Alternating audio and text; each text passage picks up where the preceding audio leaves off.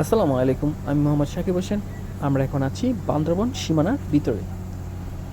বান্দরবনের পথ যেন সবুজে মোড়ানো এক স্বপ্নের গলি।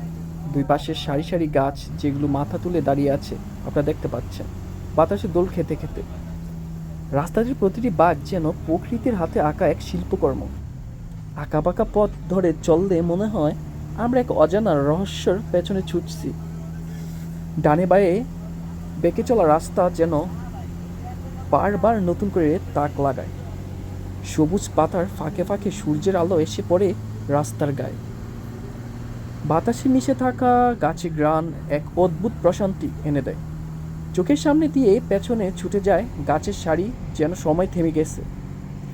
গাড়ির জানালা দিয়ে তাকালে দেখা যায় গাছের পাতায় আলো ছায়ার খেলা। মাটির ধুলা আর পাতার ঘ্রাণ একসঙ্গে মিশে তৈরি করে গ্রাম্য প্রকৃতির সুর। রাস্তায় চলতে চলতে মনে হয় এ যেন শহরের বাইরে এক অন্য জগৎ।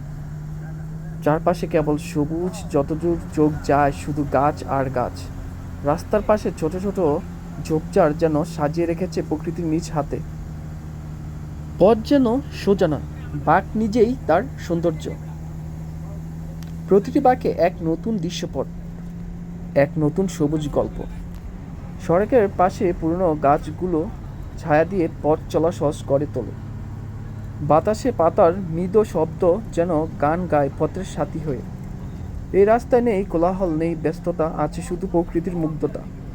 আঁকাবাঁকা পথ বেয়ে যেতে যেতে মনে হয় এই পথ যেন শেষ না হয় কখনো।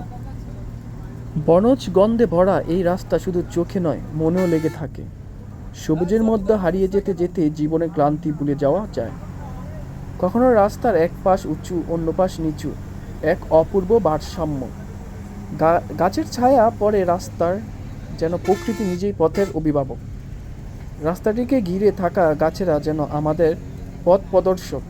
গাড়ি যত এগোয় সবুজ যেন আরও ঘন হয়ে আসে। সকালের শিশির ভেজা গাছের পাতা নতুন দিনের শুভেচ্ছা জানায়। এই পথ যেন শুধু চলার নয়, প্রকৃতিকে অনুভব করার সুযোগ। প্রতিটি বাঁক, প্রতিটি দৃশ্য মনে গেঁথে রাখে দীর্ঘদিনের স্মৃতি। বান্দরবানের এই সবুজ রাস্তা যেন শান্তির পরশ দেয় প্রতিটি যাত্রায়। এ এক অভিজ্ঞতা যা বারবার ফিরে যেতে বাধ্য করে। আসুন আমরা রাস্তার দুই পাশের সৌন্দর্য উপভোগ করি।